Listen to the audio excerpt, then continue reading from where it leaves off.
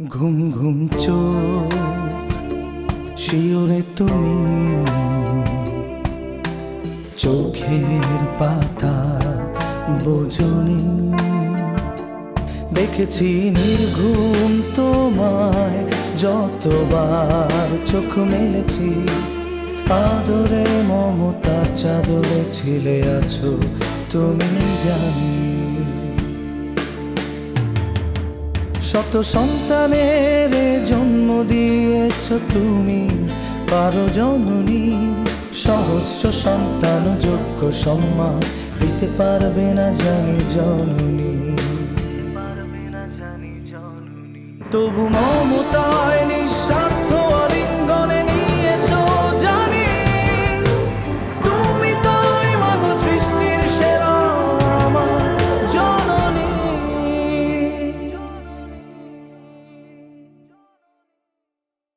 O ma'am I totally forgot আমি তোমাকে একটা কথা বলতে ভুলে গেছি শোনো ওই যে এতিমখানার আজিমুদ্দিন আছে না ওনার নাম ভাইরাস জ্বর হয়েছিল আর সেই জন্য সৃষ্টি ওনাকে দেখতে গিয়েছিল এতিমখানায়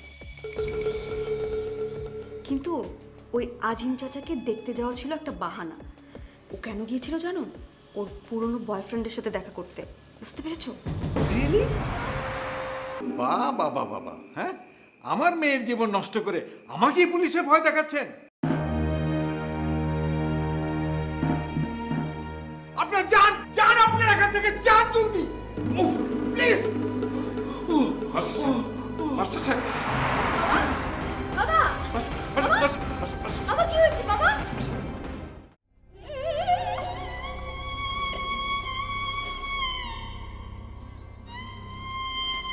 আপা ওনার জানাজার ব্যবস্থাটা তো করা উচিত জানাজা যান করান না গিয়ে জানাজা আর ওনার মৃত্যুর কারণটাও সবাইকে বলে দিয়েন তারিক ভাই আমার যতদূর মনে পড়ে আমাদের কেস তো এখনো ক্লোজ হয়নি আর মাস্টার সাহেবের মৃত্যুর সময় আপনারা তিনজনই সাথে ছিলেন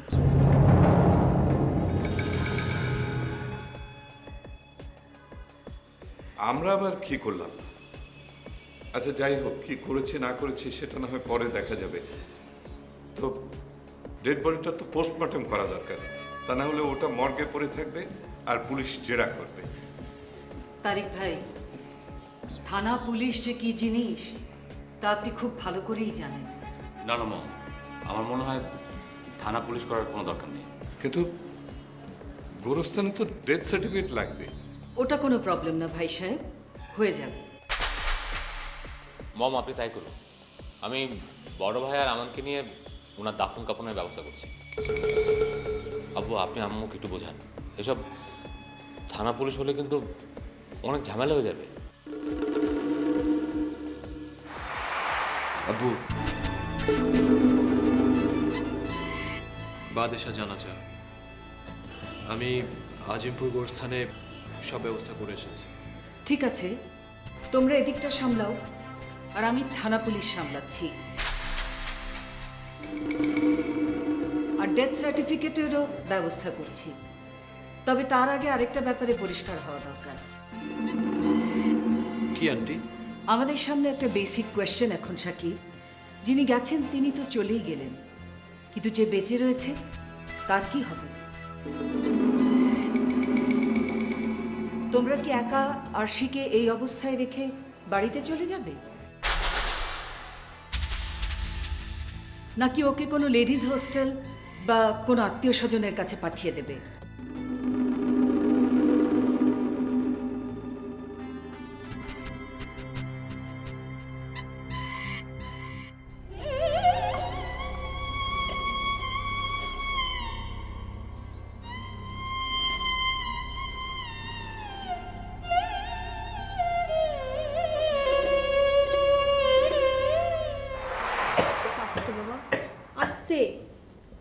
শান্ত হও তুমি একটু তুইও মা অনেক বড় ভুল করেছিস অনেক বড় ভুল করেছিস তুই পড়াশোনাটা ছাড়তে গেলি কেন আচ্ছা একটু শান্ত হও তুমি একটু শান্ত হও তোমার যদি হুট করে কিছু হয়ে যায় তখন আমার কি হবে বলো? আমি তো একা হয়ে যাব বাবা। একটু শান্ত হও তুমি। তোমাকে আমি কতবার বলেছি ডাক্তারের কাছে চলো, ডাক্তারের কাছে চলো। না, তুমি তোমার কোনো কথাই শুনবে না। তোমাকে কিন্তু কালকেই আমার সাথে ডাক্তারের কাছে যেতে হবে অবশ্যই। আরে মা, আমি এখন কোথায় যাব? আমার এখন একটাই কাজ। আচ্ছা আমার এখন একটাই কাজ, তোর বিয়েটা ভালোই করে শেষ আচ্ছা, করা। ঠিক আছে, সব হবে, সব হবে। তুমি এখন একটু চুপ থাকো, শান্ত হও একটু।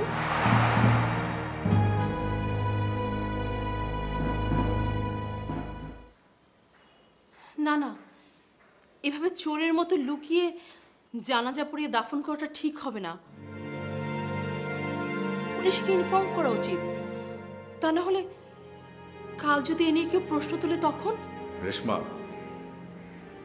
তুমিও তো দেখছি আমার মতো কথা বলছো। থানা পুলিশ হলে কতটা ঝামেলা হবে বুঝতে পারছো?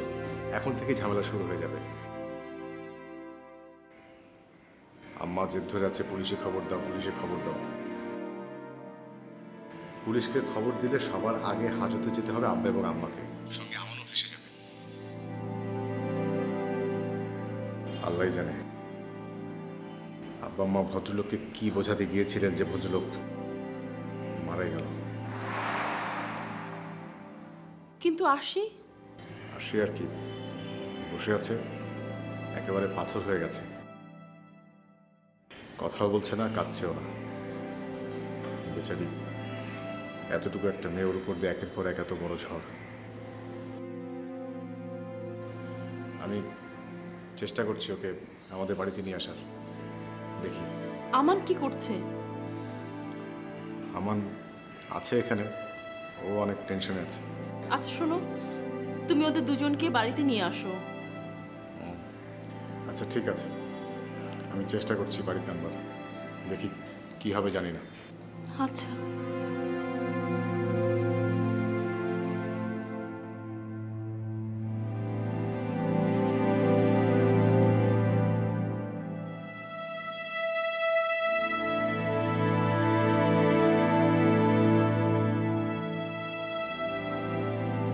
ভাবি, আমার মনে হয় এবার আম্মুকে ডিসিশনটা নিতে হবে।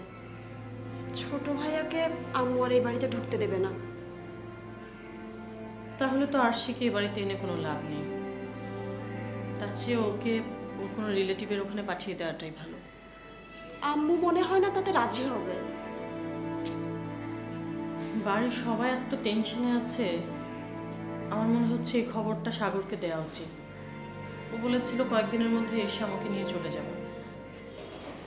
এখন যদি শোনে এরকম একটা ঘটনা, তখন আবার আমাকে বলবে তুমি কিরকম বউ যে এই ঘটনাটা আমাকে জানাওনি। তুমি ঠিকই বলেছো ভাবি, ভাইয়াকে একটা ফোন করা উচিত। কিন্তু মেজো ভাবির সামনে তুমি কিন্তু ভাইয়াকে ফোন করো না, উনি আবার তোমার কথা সব উল্টাপাল্টা মানে করবে। শোনো পায়েল, আমি কাউকেই ভয় পাই না। উনি যেমন এই বাড়ির বউ, আমিও তেমন। এই যে উনি এত মুখে মুখে তর্ক করে, কেউ যদি থাকতো উত্তর দেওয়ার, এতদিনে ঠিক সোজা হয়ে যেত। বাহ সৃষ্টি, বাহ। আমি তোমার সাথে একটু আদর করে কথা বলেছি বলে তুমি আমাকে সোজা করার তালে আছো। ভালোই তো সাহস হয়েছে তোমার। শোনো মেয়ে, ওই যে ও বাড়িতে এত বড় একটা প্রবলেম হয়েছে, আমার মাম যদি ওখানে না থাকতো তাহলে দেখতে পুলিশের হাত কত লম্বা। এই বাড়ির প্রত্যেকটা মানুষকে জেলের ভাত খেতে হতো। আর তুমি এতিমখানার একটা মেয়ে, এত বড় সাহস কোথায় পাও আমাকে সোজা করার? ভাবি, আমি কিন্তু আপনার সাথে খুব ভদ্রভাবে কথা বলছি। আপনি আপনার ভদ্রতার সীমাটা বজায় রাখুন, তা না হলে কিন্তু।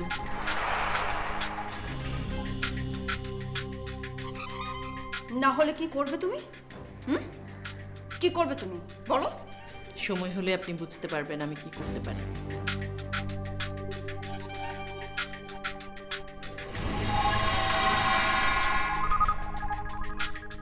পায়েল, পায়েল, পায়েল, তুই দেখলি কত সাহস ওর, দেখেছিস?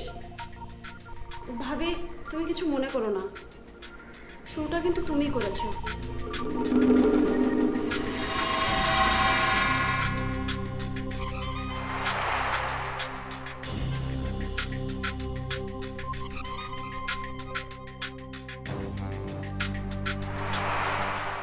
আরে নিমক হারামের দল, আমার মম তোদের বাবা মা আর ভাইকে ফাঁসির হাত থেকে বাঁচাচ্ছে, আর তোরা আমাকে চোখ রাঙাচ্ছিস।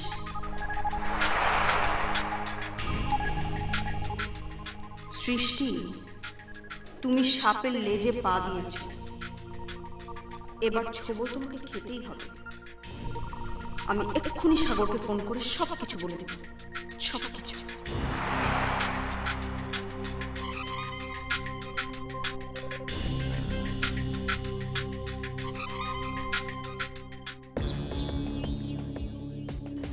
তারিক ভাই, সব ব্যবস্থা হয়ে গেছে, এবারে আমি যাই।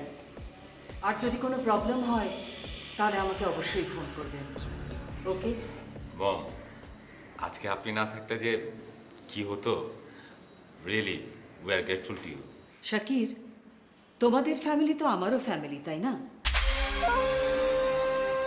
তোমাদের বিপদে আপদে আমি পাশে এসে দাঁড়াবো না তো কে দাঁড়াবে?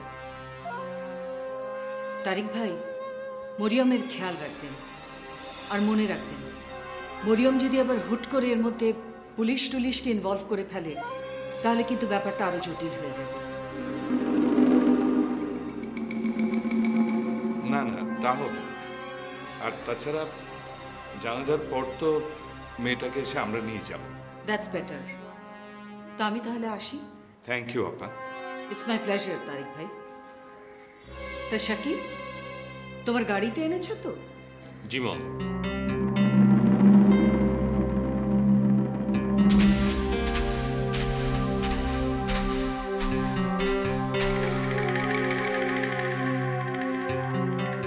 কি ব্যাপার শাকির, মনে হচ্ছে গাড়ির ব্যাপারে বাড়িতে তুমি কিছুই বলনি?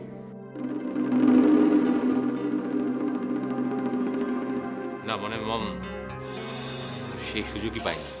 এনিওয়ে, তা একটা গাড়ি তো অন্তত হলো, এই দরকারের সময় কাজে লাগবে।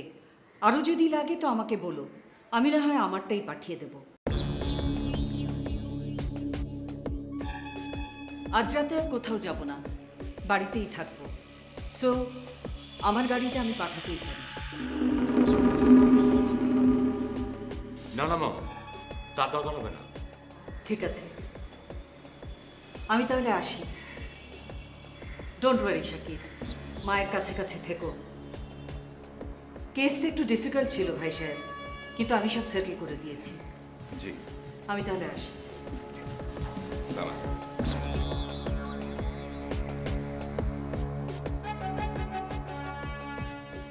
তোর শাশুড়ি না থাকলে আজকে খুব বিপদই হতো।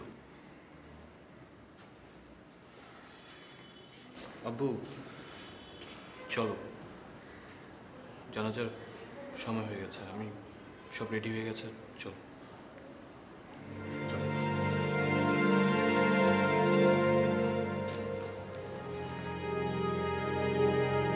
রিনা চলো। ভাবি, আপনারা দুজন তো যাচ্ছেনই, একটা কাজ করুন না, আপনারাই যান। আসলে ওরকম একটা ছোট জায়গায় এত মানুষ গিয়ে দাঁড়াবে কোথায় বলুন? রিনা, আমরা ওখানে থাকতে যাচ্ছি না, আব্বু আমাদেরকে ডেকে পাঠিয়েছেন। আব্বুরা যতক্ষণ গোরস্থান থেকে না ফিরছেন ততক্ষণ যেন আমরা আসছি আর আম্মুর কাছে থাকি। তাতে কি হচ্ছে, আপনারা দুজন তো যাচ্ছেনই, আমার যেতে ইচ্ছে করছে না। ঠিক আছে, কারোর উপর তার জোর চলে না।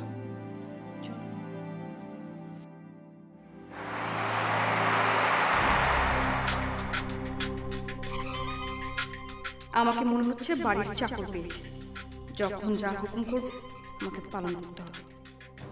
ভুল করবেন ওনারা আর শাস্তি পেতে হবে। আবার বলছে আশিকে নাকি এ বাড়িতে নিয়ে আসবে। জীবনেও আসবে না, আমি মরে গেলেও না। হ্যাঁ মাম, বলো। কোথায় তুই? আমি বাড়িতেই আছি, সবাই তো আশিদের বাসায় গেছে। আমি জানি মাম, কে ওখানে রাত জেগে বসে থাকবে বলো? ভালো করেছিস, আচ্ছা, তোর শ্বশুর শাশুড়ি আরশির বাবাকে কি বোঝাতে গিয়েছিল বলতো, যে লোকটা মরেই গেল? আরে থানায় এই খবরটা গেলে তোর শ্বশুর শাশুড়ি হাড়ে হাড়ে টের পেত। সত্য আর ন্যায়ের ধ্বজা ধরে থাকেন মরিয়ম খান। সে তো থানায় খবর দিতে চেয়েছিল। শেষ পর্যন্ত আমার মামেরই কিন্তু হেল্প নিতে হলো। মুখে শুধু বড় বড় কথা বলবে। আচ্ছা মাম, কি ব্যাপার বলো তো? আরশি কি এ বাড়িতে আসবে? তোমার কি মনে হয়? এর উত্তর তুই কাল সকালের মধ্যেই পেয়ে যাবে। এনিওয়ে, আমি ভীষণ টায়ার্ড, ঘুমাতে যাচ্ছি। তুই খেয়েছিস? আরে না, এখনো খাইনি। এ বাড়িতে যা টেনশন চলছে, কেউ তো কিচেনে যাবে বলে মনে হচ্ছে না। ও তাই নাকি? তো ঠিক আছে, আমি হোটেলে অর্ডার দিয়ে দিচ্ছি, ওরা ডেলিভারি দিয়ে যাবে। কি যে অবস্থা!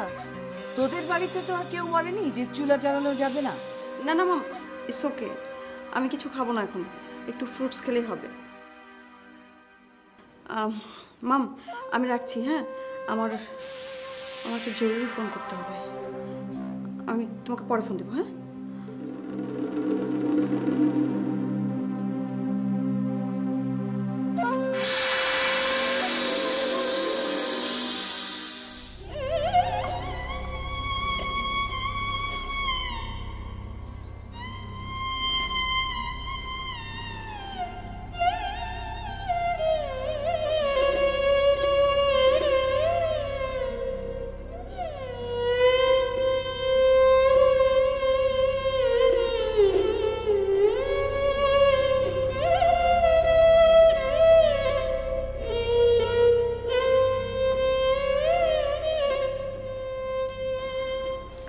ভাবি, আমি আরশির সাথে কথা বলবো? না, এখনই কথা বলা দরকার নেই। সবাই আসুক, তারপর তো ওকে আমাদের বাড়িতে নিয়ে যেতে হবে, তাই না?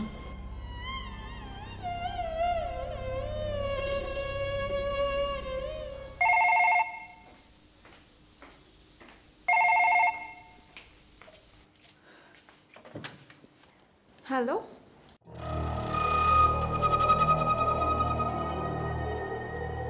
Hello, hello hello. হ্যালো। আশ্চর্য! এই মেয়ে, কে তুমি? হ্যালো হ্যালো করছো কেন? কাকে চাও? আমি তোমাকে প্রশ্ন করছি, তুমি কে? স্ট্রেঞ্জ! এই প্রশ্ন তো আমার তোমাকে করার কথা। তুমি কে? শোনো মেয়ে, যে পর্যন্ত তুমি তোমার পরিচয় না দিচ্ছ, সে পর্যন্ত আমিও বলবো না আমি কে। Go to hell. এই মেয়ে, ভদ্রভাবে কথা বলো, ওকে? ভাবছি তোমার কাছে ভদ্রতা শিখতে যাব। নিজে ফোন করে অভদ্রতা করো, আর আমাকে বলছো কিনা অভদ্র। Stupid lady.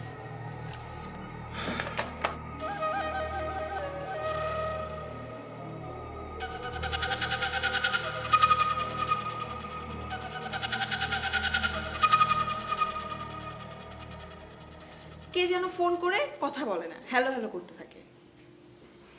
কে? আর একটা মেয়ে ফোন করেই ঘাবড়ে গেছে। ও ভাবতেই পারেনি যে ফোনটা আমি ধরব। ইডিয়েট। আচ্ছা শোনো, কিছু কেনাকাটা করতে হবে। বেড কভার, বালিশ এগুলো কিনতে হবে। নো প্রবলেম, কাল আবার কেনাকাটা করা যাবে। এই কফি খাবে? অফকোর্স, যাও নিয়ে এসো। বসো, আনছি।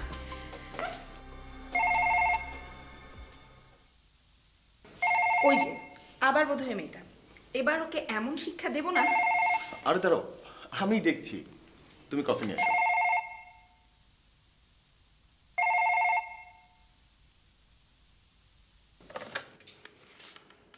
হ্যালো, কে? ভাবি, এত রাতে?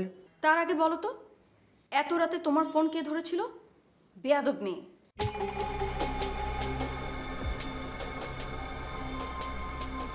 আসলে ভাবি, উনি আমার ফ্রেন্ডের ওয়াইফ। আজ ফ্রাইডে তো, ওদের ডিনারের দাওয়াত দিয়েছিলাম। কই, আমি তো শুধু ওর গলায় শুনতে পেলাম। আর কোনো সারা শব্দ তো শুনতে পেলাম না। আরে বাদ দাও তো সব। তারপর বলো কেন ফোন করেছো, কেমন আছো তোমার? সৃষ্টির কথা বলছো তো? ও ভালো আছে, কিন্তু সাগর সাহেব তুমি যে ওকে ফেলে রেখে চলে গেছো, তোমাকে কেউ শেখায়নি বউ ফেলে রেখে চলে যেতে হয় না? শোনো, সবাই বলে ছেলে মানুষ একটু সুযোগ পেলেই মেয়ে মানুষ নিয়ে ফুর্তি করে।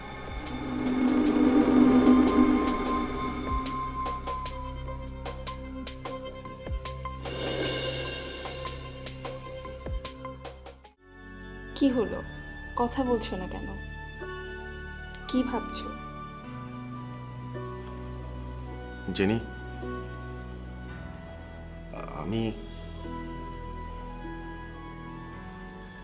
হ্যাঁ আমি বিয়ে করেছি।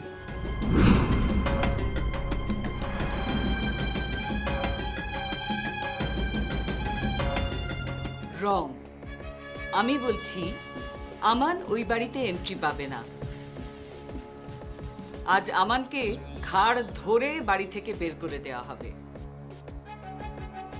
তবে আরেকটা কথাও বলে রাখি, ওই আমানের সঙ্গেই কিন্তু আরশির বিয়ে হবে। ইম্পসিবল মম, সিম্পলি ইম্পসিবল।